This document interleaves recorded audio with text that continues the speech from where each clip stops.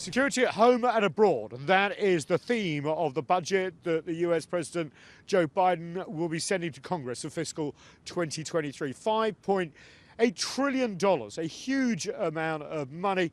And basically, because of the Ukraine crisis, an emphasis on increasing military spending, up 4% to over $800 billion. There's more of that when you count in things like the CIA. How's he going to pay for it? Well, a tax on billionaires and any estate worth over $100 million. Essentially, they get a lot of their money from capital gains, shares being sold, etc. Well, a minimum 20% tax he's proposing, and other higher levels of income earners, they're going to put the taxes up.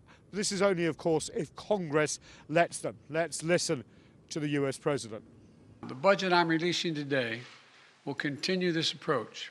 It makes prudent investments in economic growth, a more equitable economy, while making sure corporations and the very wealthy pay their fair share. And I would add, nobody making less than $400,000 a year will pay a penny more in federal taxes.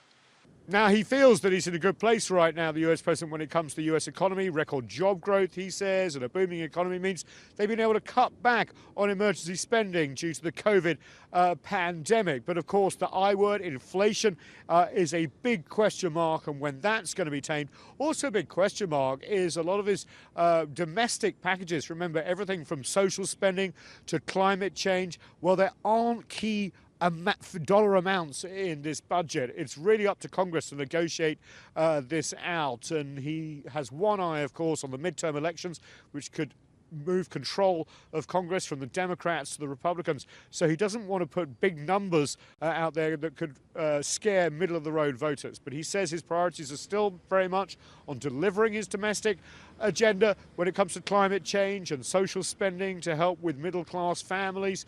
We'll see if he can get enacted.